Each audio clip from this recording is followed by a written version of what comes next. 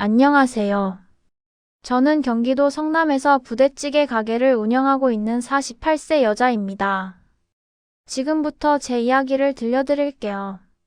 제가 이 가게를 시작한 건 벌써 15년 전 일입니다. 원래는 어머니께서 하시던 가게였어요. 어머니가 연세가 드시면서 이제 너가 해봐라 하시며 물려주셨죠. 처음엔 막막했지만 어머니 손맛을 그대로 이어받아서 단골 손님들이 하나둘씩 늘어났고 어느새 이 동네에서는 제법 소문난 맛집이 되었습니다. 제 남편은 처음 만났을 때 정비소에서 일하던 사람이었어요. 성격도 차분하고 말도 항상 존댓말로 하는 사람이었죠. 결혼하고 나서도 그 성격은 변하지 않았어요. 손님들한테도 항상 친절했고 시부모님한테도 효자였고 저한테도 늘 여보, 이거 제가 할게요 하면서 챙겨주는 스타일이었습니다. 주변 사람들은 저보고 복 받았다고 했어요. 언니 남편분 진짜 착하시다. 요즘 그런 남자 어디 있어? 동네 아줌마들이 가게에 올 때마다 하는 말이었죠. 저도 그때는 그렇게 믿었습니다. 남편이 정비소에서 잘린 뒤로는 제 가게 일을 도와줬어요. 홀서빙도 하고 설거지도 하고 장 보러도 다니고요. 경제적으로는 제가 책임지는 부분이 컸지만 그래도 남편이 성실하게 도와주니까 괜찮다고 생각했습니다. 우리 딸들은 둘 다 대학생이에요. 큰애는 서울에서 자취하고 작은애는 기숙사 생활을 하고 있어서 집에 잘 안 와요. 방학 때나 한 번씩 얼굴 보는 정도였죠. 그래서 집에는 저랑 남편 둘이서만 지냈습니다. 남편한테 딱 하나 취미가 있었어요. 바로 산악자전거였습니다. 특히 겨울에 눈 쌓인 산길을 달리는 걸 좋아했어요. 저는 그게 항상 불안했습니다. 여보, 그거 위험하지 않아요? 겨울산은 더 미끄러운데. 괜찮아요. 제가 조심할게요. 이것만이 제 유일한 낙인데 이것마저 못하면 너무 답답해요. 남편이 그렇게 말하면 저도 더 이상 뭐라고 할 수가 없었어요. 정비소에서도 잘렸고 가게 일도 제 밑에서 보조로 하는 거니까 스트레스도 많이 받았을 거예요. 그래서 저는 그래, 위험하지만 조심하면 되겠지 하고 허락했습니다. 그해 겨울이었어요. 남편이 친구들이랑 산에 간다고 했어요. 저는 평소처럼 조심해서 다녀와요 하고 보냈죠. 가게 일이 바쁜 날이었어요. 점심 피크타임이 지나고 오후 3시쯤이었을 거예요. 남편 친구한테서 전화가 왔어요. 사모님, 저 지금 119 부르고 있는데요. 형님이 자전거 타다가 미끄러져서 떨어졌어요. 그 순간 머리가 하얘졌습니다. 손에 들고 있던 국자를 떨어뜨렸어요. 어디에요? 지금 어디 계세요? 산 중턱인데 구급차가 올라오고 있어요. 사모님, 빨리 병원으로 오세요. 저는 앞치마도 벗지 못한 채 가게 문을 닫고 택시를 잡아탔습니다. 병원까지 가는 그 시간이 정말 길게 느껴졌어요. 제발 제발 큰일 아니길 하면서 기도했습니다. 응급실에 도착했을 때 남편은 이미 수술실로 들어간 뒤였어요. 친구들이 밖에서 저를 기다리고 있었죠. 사모님, 죄송합니다. 저희가 형님 말렸어야 했는데 무슨 일이에요? 대체 어떻게 된 거예요? 그게 비탈길 내려가다가 앞바퀴가 얼음에 미끄러지면서 옆으로 튕겨나갔어요. 그대로 바위 쪽으로 떨어졌고요. 수술은 6시간이나 걸렸습니다. 저는 그 긴 시간 동안 수술실 밖 의자에 앉아서 손톱을 뜯으며 기다렸어요. 친구들도 같이 기다려줬지만 저는 아무 말도 할 수가 없었습니다. 수술이 끝나고 의사 선생님이 나오셨을 때 그 표정을 저는 평생 잊을 수 없을 거예요. 보호자분이시죠? 들어오세요. 상담실로 따라 들어갔습니다. 의사 선생님은 한숨을 쉬더니 말씀하셨어요. 척추 2번, 3번이 완전히 손상됐습니다. 수술은 했지만 하반신 마비 판정입니다. 허리 아래로는 평생 감각도 없고 움직임도 불가능할 겁니다. 네? 평생이요? 네. 재활치료를 열심히 해도 걷는 건 불가능합니다. 휠체어 생활을 각오하셔야 해요. 그 순간 정말 하늘이 무너지는 것 같았어요. 남편도 남편이지만 제 인생도 송두리째 뒤집히는 느낌이었죠. 가게는? 생활비는? 딸들 학비는? 머릿속이 복잡했습니다. 중환자실에 누워있는 남편을 봤을 때 남편도 이미 의사한테 들은 모양이었어요. 눈물을 흘리고 있었죠. 여보, 미안해요. 내가 잘못했어요. 괜찮아요. 일단 치료부터 잘 받아요. 우리 같이 이겨내요. 저는 그렇게 말했지만 속으로는 두려움이 밀려왔습니다. 앞으로 어떻게 살아야 하나? 어떻게 가게를 운영하면서 남편을 돌보나? 막막했어요. 다음 날 시어머니가 병원에 오셨어요. 시어머니는 아들 보고 엉엉 우셨습니다. 아이고, 내 아들. 이게 무슨 일이야? 그러더니 저를 보고 말씀하셨어요. 며느리 그래도 다행이다. 목숨은 건졌잖아. 몸만 멀쩡한데 너만 고생 좀 하면 되는 거 아니냐. 저는 그 말을 듣고 기가 막혔습니다. 너만 고생 좀 하면 된다고요? 간병에 생계에 가게 운영까지 전부 혼자 해야 하는데 그게 좀 고생하는 거라고요? 어머니 그래도 상황이 쉽지 않아요. 가게도 돌려야 하고. 아니 그래도 남편이 있는데 뭐가 어려워? 요즘 세상에 혼자 사는 여자들도 많은데 너는 남편이라도 있잖아. 감사해야지. 시어머니는 끝까지 아들 걱정만 하셨어요. 제 걱정은 단 한마디도 없었죠. 저는 그때 알았습니다. 앞으로 모든 짐은 제가 혼자 짊어져야 한다는 걸요. 남편이 퇴원한 뒤부터 제 진짜 고생이 시작됐습니다.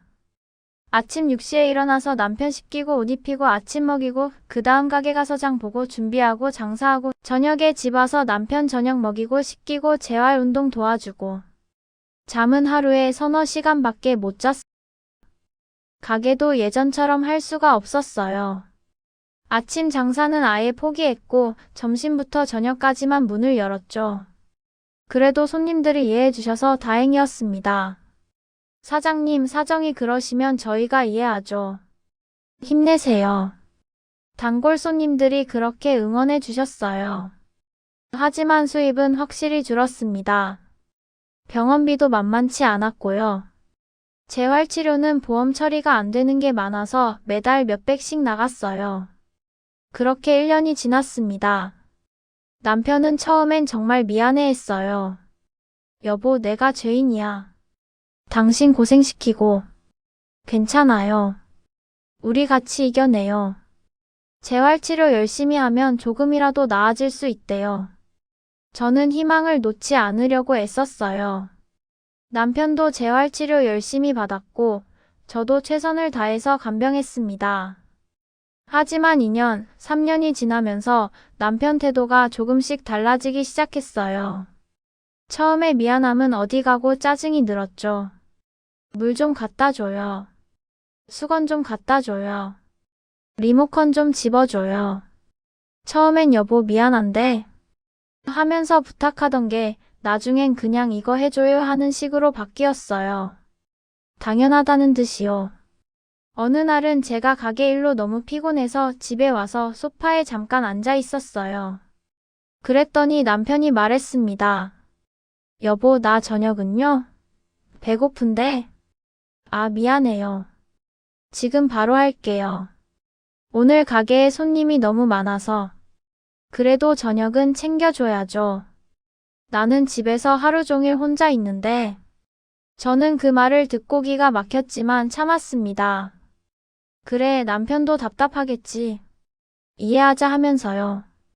그렇게 또 1년이 지났어요. 사고가 난 지 4년째 되던 해였습니다. 남편이 어느 날 이런 말을 했어요. 여보, 생각해보니까 내가 없었으면 당신이 이만큼 장사했겠어요? 그게 무슨 말이에요? 내가 결혼하고 나서 가게 홀서빙도 하고 손님들한테 친절하게 대하고 그랬잖아요. 그래서 단골도 늘고 그런 거지. 그걸 생각하면 지금 내가 이렇게 된 것도 당신 가게 때문 아니에요. 내가 가게 일 안 도와주고 정비소에만 다녔으면 이런 일 없었을 거 아니에요. 자전거도 스트레스 풀려고 탄 건데 저는 할 말을 잃었습니다. 자기가 자전거 타다 다친 게 제 탓이라는 거예요. 5년 동안 밤낮으로 간병한 제가 나쁜 사람이라는 거예요. 여보, 그건 아니잖아요. 자전거는 당신이 좋아서 탄 거고. 그래도 제 말이 틀린 건 아니잖아요. 어쨌든 지금 이 가게가 있는 건 저 덕분도 있다고요. 그날 저는 방에 들어가서 혼자 울었습니다. 5년 동안 쉴 틈도 없이 일하고 간병하고 그랬는데 이게 돌아오는 말인가 싶어서요. 시어머니도 여전했어요. 명절 때마다 오셔서는 아들 앞에서 우셨죠. 아이고 우리 아들. 젊은 나이에 이렇게 됐으니 얼마나 답답하냐. 그러면서 저한테는 이런 말씀을 하셨어요. 며느리 우리 아들 잘 보살펴야 한다. 남자가 이렇게 되면 얼마나 우울하겠어. 당신이 더 잘해줘야지. 더 잘해주라고요. 이보다 더 어떻게 잘해주라는 건지 모르겠었어요.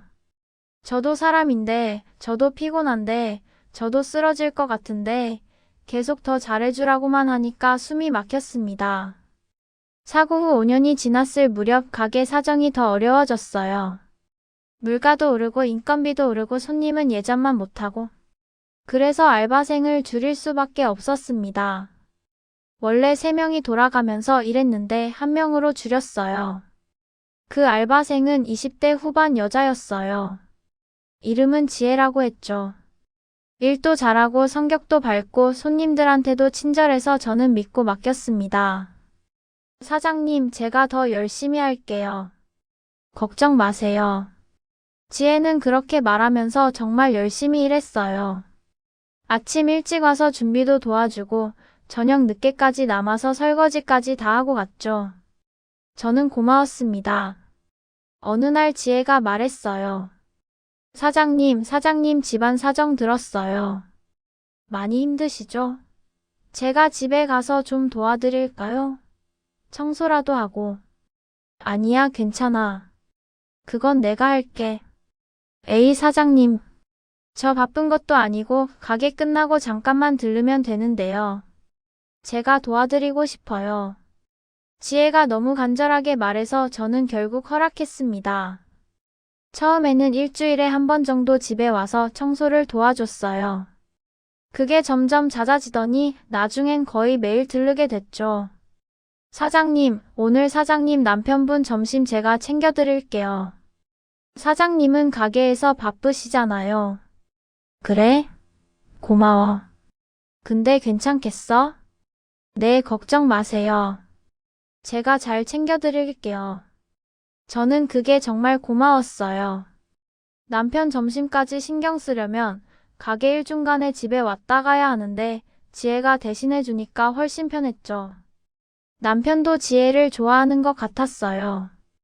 여보, 그 알바생 참 착하네요. 오늘도 와서 밥 챙겨주고 갔어요. 그러게. 우리 지혜 없으면 큰일 날 뻔했어. 저는 정말 지혜가 고마웠습니다. 그때는 정말 몰랐어요. 그게 어떤 의미인지. 그해 가을이었어요. 친정어머니한테서 연락이 왔습니다. 얘야, 엄마가 갑자기 쓰러졌다. 지금 병원이야. 네? 엄마 뭐라고요? 응급실에 있어. 빨리 좀 와봐라. 저는 깜짝 놀라서 남편한테 말했어요. 여보, 우리 엄마가 쓰러졌대요. 제가 급히 내려가야 할 것 같아요. 그래요?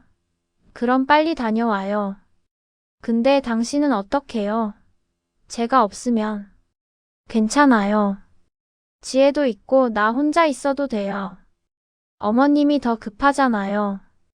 빨리 다녀와요. 남편이 그렇게 말해서 저는 서둘러 짐을 쌌어요. 지혜한테도 연락했죠. 지혜야, 미안한데 오늘부터 며칠간 내가 친정에 다녀와야 할 것 같아. 가게는 문 닫을게. 근데 우리 남편 좀 부탁해. 밥이랑 좀 챙겨줄 수 있어? 네, 사장님. 걱정 마세요. 제가 잘 챙겨드릴게요. 저는 안심하고 집을 나섰습니다. 기차를 타고 부산으로 내려갔어요.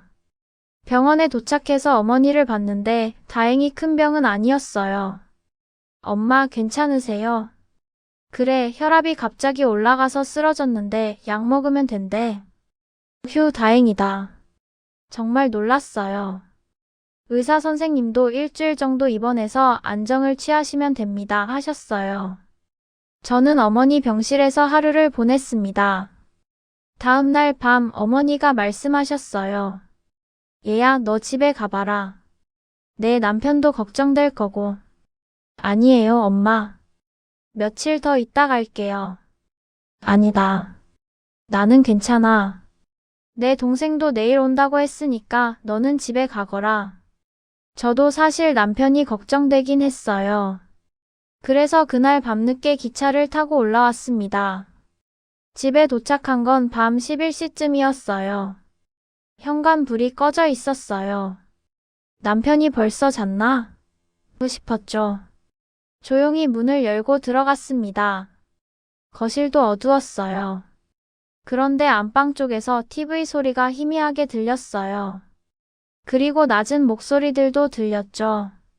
저는 이상한 느낌이 들었어요. 가방을 현관에 내려놓고 조용히 안방으로 다가갔습니다. 가까이 갈수록 남편 목소리가 들렸어요.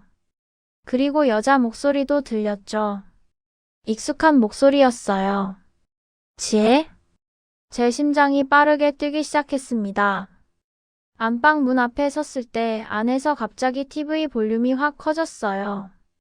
웃음소리도 들렸고요. 저는 더 이상 참을 수 없었어요.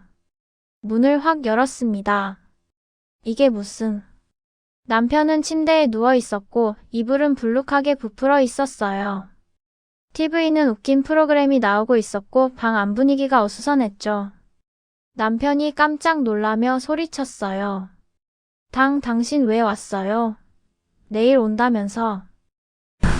저는 이불을 응시했습니다. 이불 속에서 뭔가 움직이는 게 보였어요. 이불 속에 뭐가 있어요? 아무것도 없어요. 그냥 이불 좀 덮고 있었어요. 남편이 당황하며 말했지만 저는 이미 알고 있었어요. 저는 주저하지 않고 이불을 확 걷어냈습니다.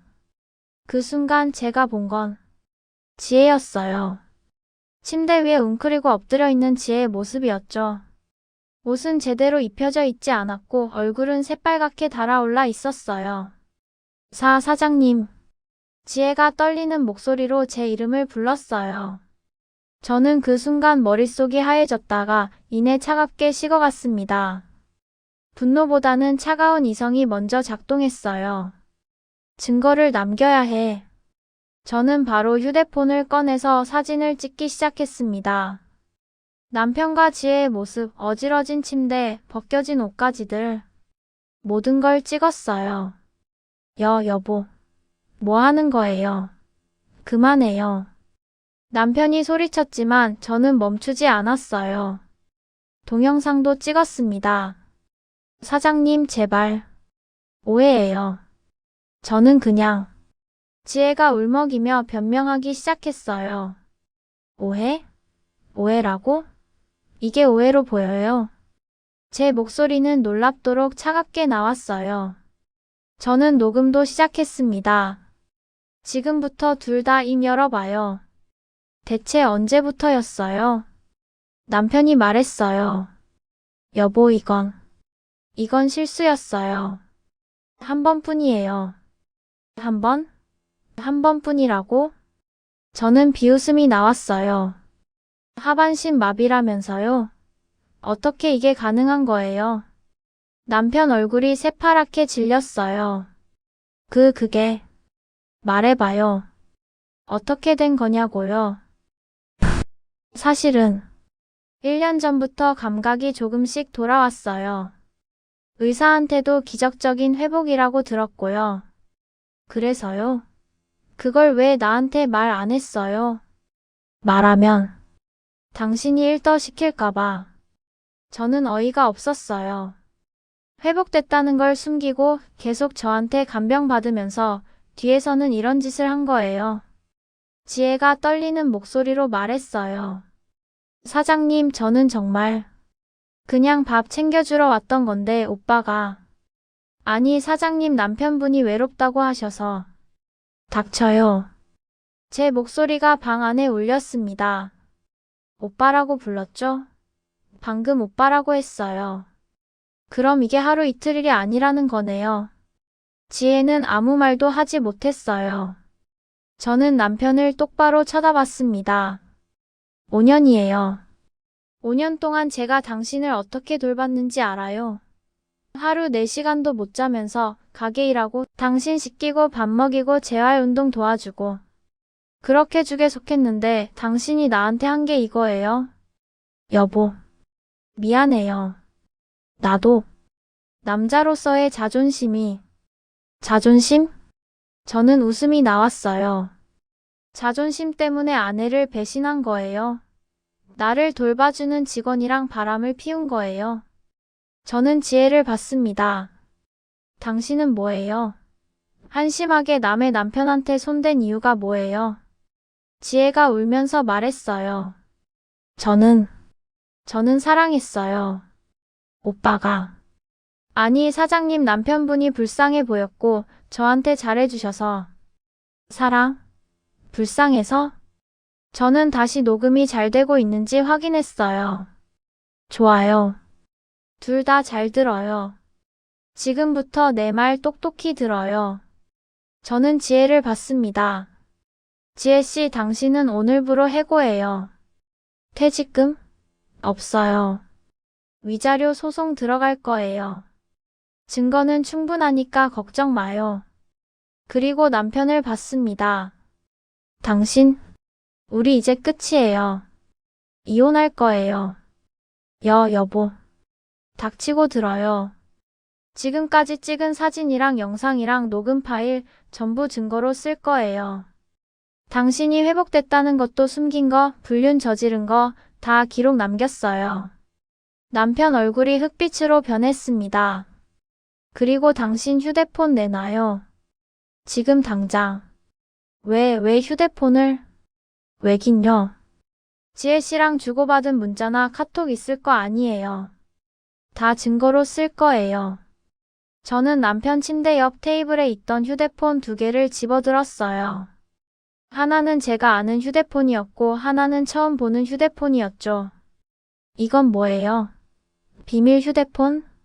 남편은 대답하지 못했어요. 저는 그 휴대폰들을 가방에 넣었습니다. 그리고 지혜한테 말했어요. 당장 나가요. 오늘 본 거 누구한테 말하면 명예훼손으로 당신도 고소할 거예요. 지혜는 울면서 옷을 주섬주섬 주워 입고 방을 나갔습니다. 현관문이 쾅 닫히는 소리가 들렸어요. 저는 남편을 마지막으로 한번 봤습니다. 당신이랑은 이제 변호사 통해서만 연락할 거예요. 내일부터 당신 짐 싸서 시어머니 댁으로 가세요. 여보, 제발. 한 번만 용서해줘요. 한 번? 지혜씨가 처음이에요. 남편의 침묵이 대답이었어요. 저는 더 이상 할 말이 없어서 방을 나왔습니다. 거실 소파에 앉아서 휴대폰을 확인했어요. 사진도 잘 찍혔고 영상도 녹음도 다 잘 돼 있었습니다.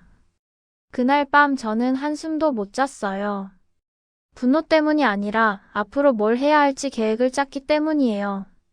다음 날 아침 저는 일찍 일어나서 변호사 사무실을 검색했어요. 이혼 전문 변호사를 찾아서 상담 예약을 잡았습니다. 상담은 그날 오후에 있었어요. 변호사님은 40대 여자 변호사님이었어요. 어떻게 오셨어요? 이혼 상담하러 왔습니다. 저는 어젯밤 있었던 일을 처음부터 끝까지 설명했어요. 남편의 사고 5년간의 간병, 그리고 어젯밤 발견한 불륜까지. 증거 사진이랑 영상이랑 녹음 파일도 다 보여드렸습니다. 변호사님은 자료를 꼼꼼히 확인하더니 말씀하셨어요. 증거가 아주 확실하네요. 이 정도면 재판에서 유리합니다. 위자료도 받을 수 있고요. 위자료는 얼마나 받을 수 있을까요? 배우자의 불륜, 그리고 의뢰인께서 5년간 간병하신 점, 경제적으로 가정을 책임지신 점 등을 고려하면 최소 5천만 원에서 1억까지 가능할 것 같습니다. 재산 분할은요? 원래는 반반이지만 의뢰인께서 가게를 직접 운영하시고 남편분은 보조적인 역할만 하셨다면 기여도를 따져서 의뢰인께 더 유리하게 분할될 수 있습니다. 저는 고개를 끄덕였어요. 그렇게 해주세요. 최대한 제가 받을 수 있는 걸 다 받고 싶어요. 알겠습니다. 그럼 소송 준비 들어가겠습니다.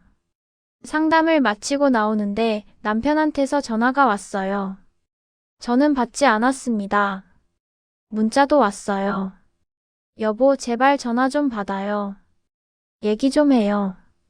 저는 답장을 보냈습니다. 앞으로 연락은 변호사 통해서만 하세요. 오늘 중으로 집에서 나가세요. 집에 돌아왔을 때 남편은 침대에 누워 있었어요. 어젯밤부터 아무것도 먹지 못한 모양이었죠. 여보, 짐 쌌어요? 아직. 그럼 지금 싸요. 제가 시어머니한테 연락해서 데리러 오시라고 할 테니까. 저는 시어머니한테 전화를 걸었어요. 어머니, 저예요. 오, 며느리. 무슨 일이야? 어머니, 오늘 중으로 남편 데리러 와주세요. 저희 이혼하기로 했어요. 뭐? 이혼? 갑자기 무슨 소리야? 어젯밤에 남편이 다른 여자랑 바람 피운 거 현장에서 잡았어요. 증거도 다 있고요. 전화기 너머로 시어머니의 놀란 숨소리가 들렸어요. 그래도 어떻게 이혼을? 우리 아들이 그렇게 된 몸인데.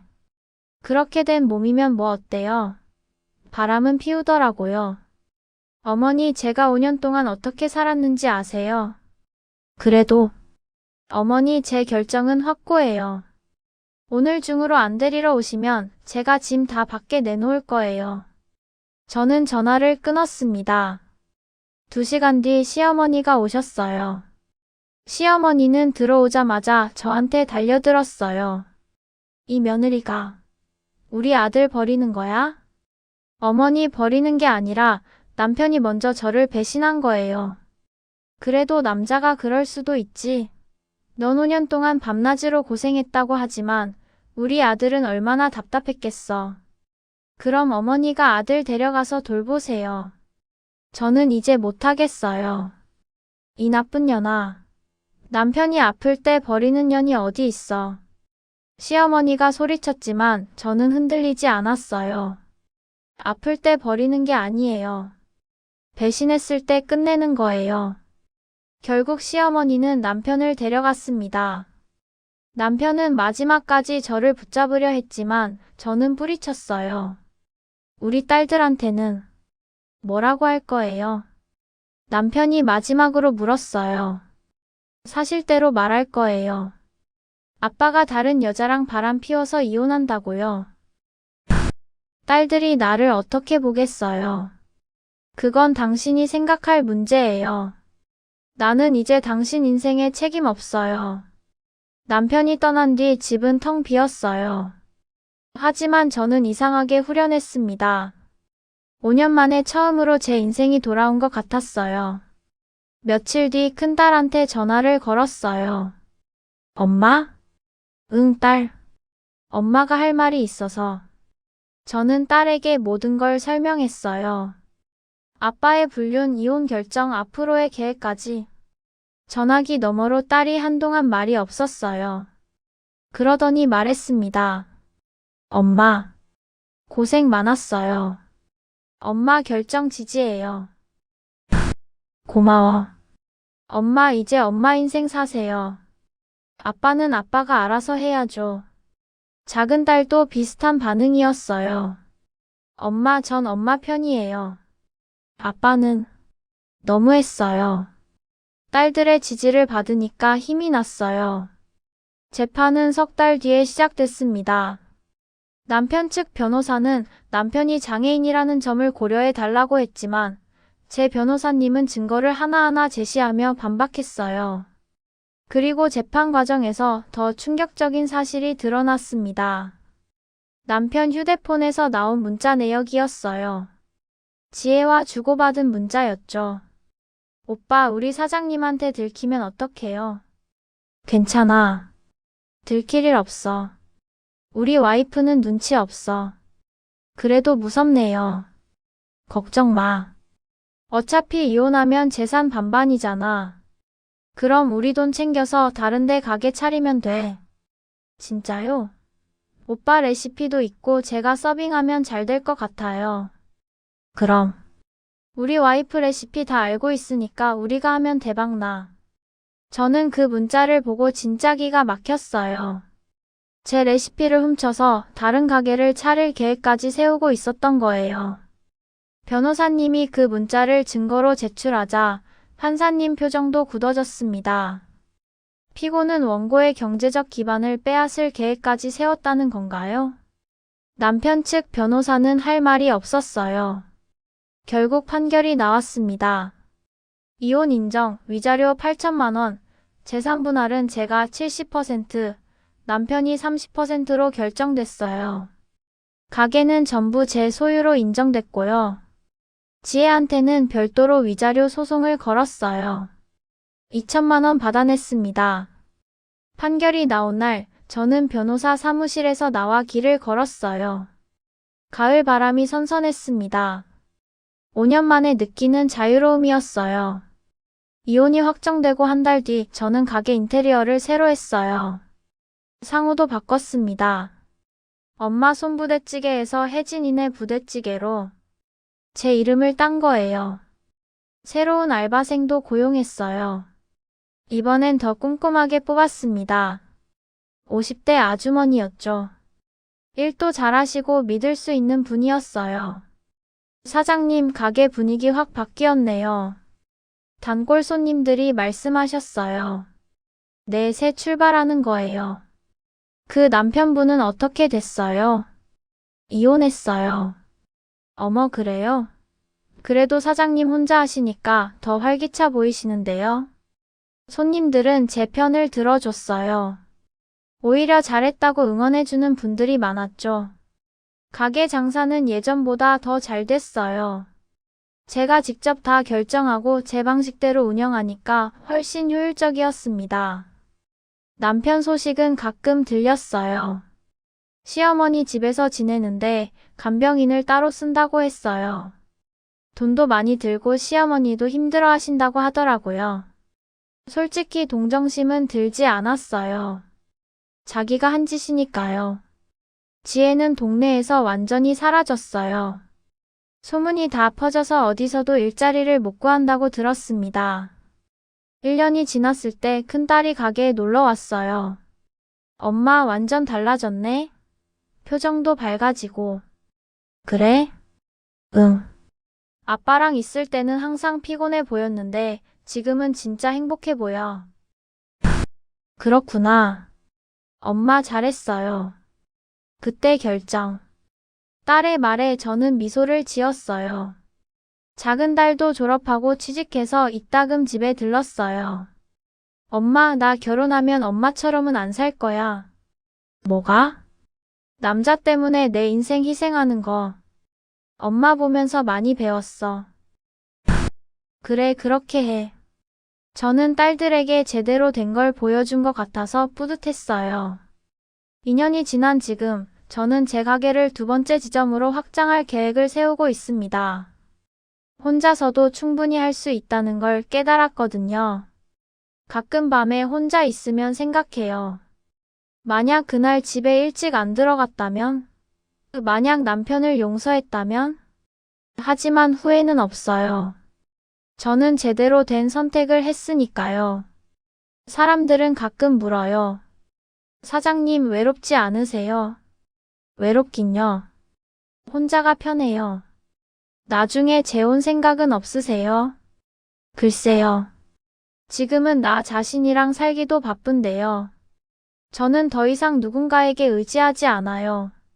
저를 지켜줄 사람은 결국 저 자신이라는 걸 배웠으니까요. 병간호는 의리로 했지만 용서는 제 삶을 버리면서까지 하지 않았어요.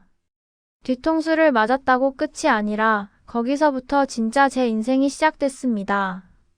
지금 저는 행복해요. 진짜로요. 제 이야기를 들어주셔서 감사합니다.